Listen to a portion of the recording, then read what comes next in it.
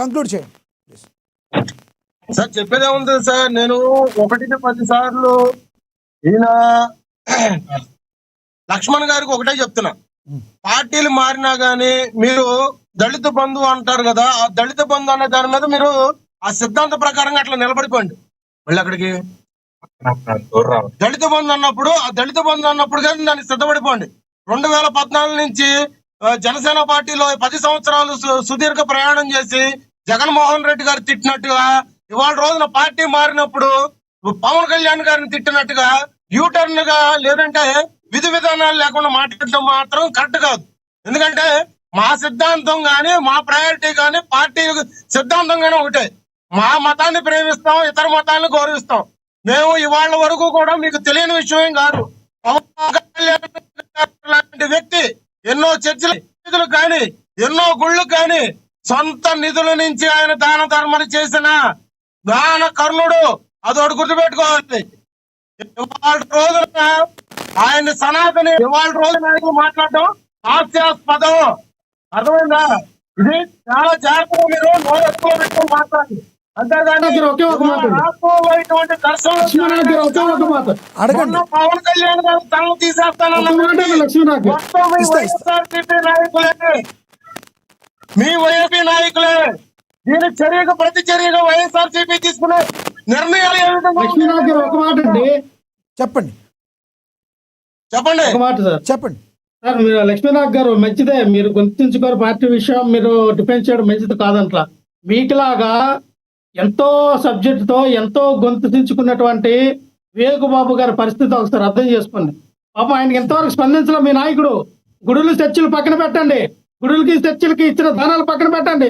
వివేకబాబు గారు ప్రాణాంతకమైన వ్యాధితో ఆయన కీలవ్యాప్తగా మంత్రి సత్యనారాయణ ఇక్కడ విజయవాడలో ఉన్నాడు. ఆయన పాపం జనసేన పార్టీ జన సైనికులు 6,00,000 అందించారు.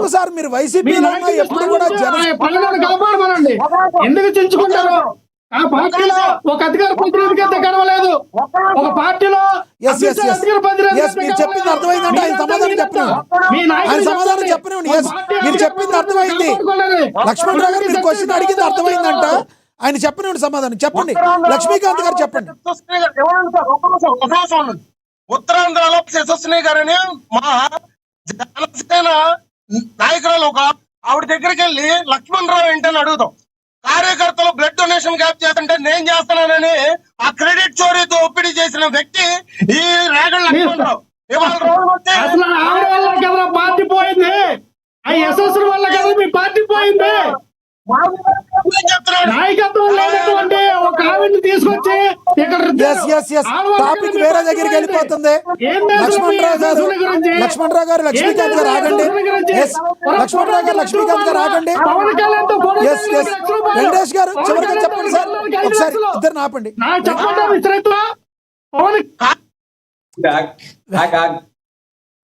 వెంకటేష్ గారు చివరికి కంక్లూడ్ చేయండి సార్ ప్లీజ్. సార్ వీళ్ళు కడుపు చించుకుంటే కాలమే పడుతుందని ఫోటోలకి ఎంత వీడియోలకి ఎంత అని చెప్పేసి మాట్లాడకుండా ఉండటం మంచిది సార్.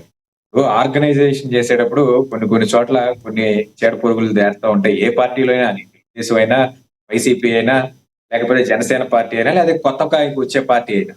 కాబట్టి కొన్ని సీక్రెట్స్ ఉంచాలి. ఇందాక మీరు మాట్లాడుతూ ఒక మాట అన్నారు, ఏదైతే జనసేన పార్టీకి ఒక మతాన్ని ఆపాదించే ప్రయత్నం చేయొద్దని చెప్పారు, దాని మీద స్టిక్ అయి ఉన్నారా మీరు? నేను జనసేన పార్టీకి మతాన్ని ఆపాదించేటువంటి కార్యక్రమం చేయొద్దు అనట్లేదు. నేను జనసేన పార్టీ ఖచ్చితంగా హిందువులకి ఎక్కువ ప్రయారిటీ ఇస్తున్నటువంటి పార్టీ ఈ రోజు ఈ రాష్ట్రంలో, ఈవెన్ తెలుగుదేశం కన్నా. ఎందుకంటే ఏ రోజు చంద్రబాబు నాయుడు గారు కానివ్వండి, లోకేష్ బాబు గారు కానివ్వండి, వీళ్ళు మేము సనాతన ధర్మాన్ని స్వీకరిస్తున్నాం లేదా సనాతన ధర్మాన్ని పరిరక్షిస్తున్నాం, సనాతన ధర్మానికి ఒక పరిరక్షణ బోర్డు ఉండాలి అని ఏ రోజు కూడా ఒక వ్యాఖ్య చేసినటువంటి పరిస్థితి కాదు.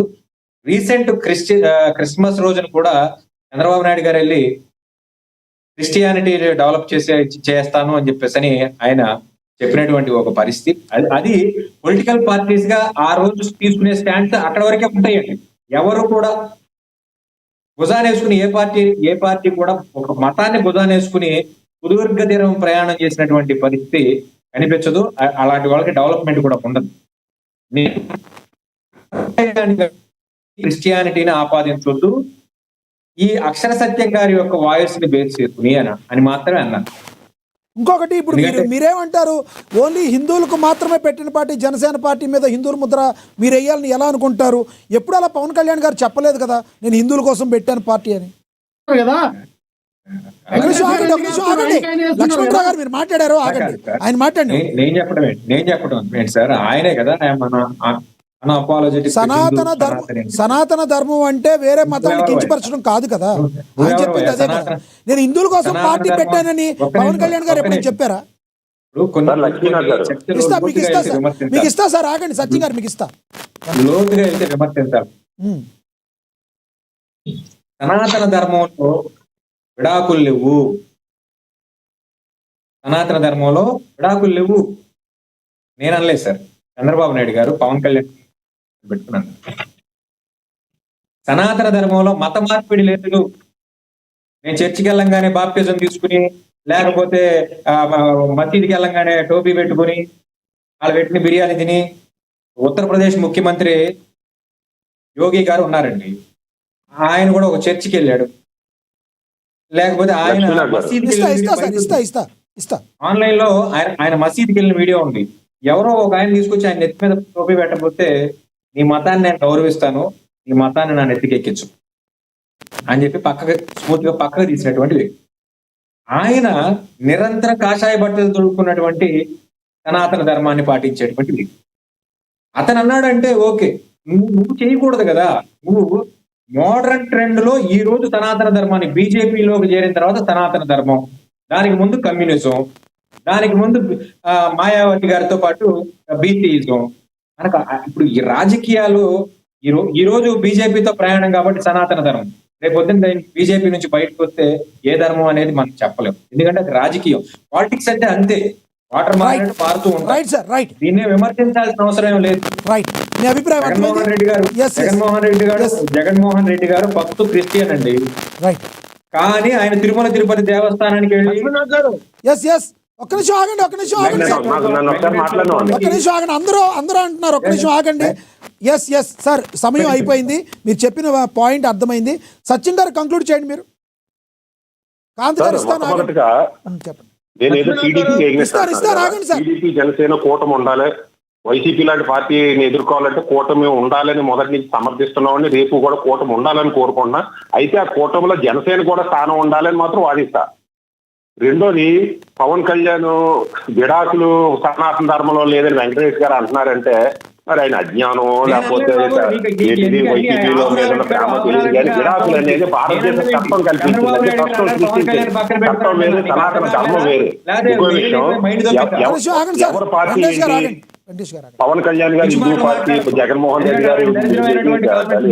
గారు పార్టీ అన్న తర్వాత చూద్దాం, తర్వాత కూలికి కుట్టించుకుందాం. హిందువులు ముస్లింలు గొడవ కొట్టుకోపోతున్నారు. అది ఇంకా పెరిగితే దేశానికి నష్టం, ఆంధ్రాకి నష్టం, కొన్ని మతాలకు నష్టం. కాబట్టి దాన్ని పరిష్కరించడానికి ట్రై చేయండి.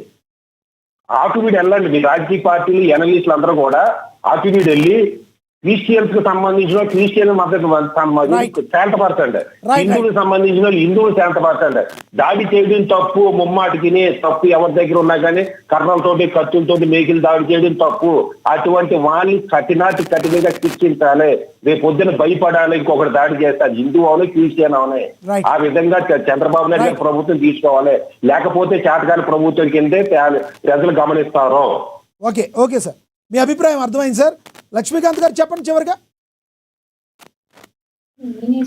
ఇప్పుడు ప్రజా దర్బార్ గురించి మనం లా అడ్వకేట్ గారు మాట్లాడిన దానికి మనం అయితే పూర్తిగా అన్నాము.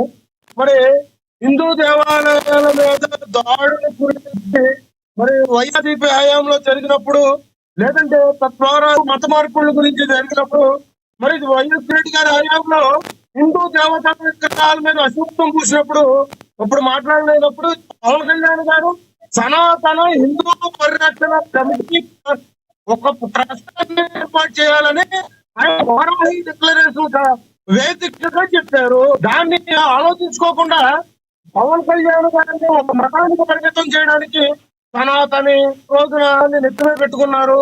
పవన్ కళ్యాణ్ గారు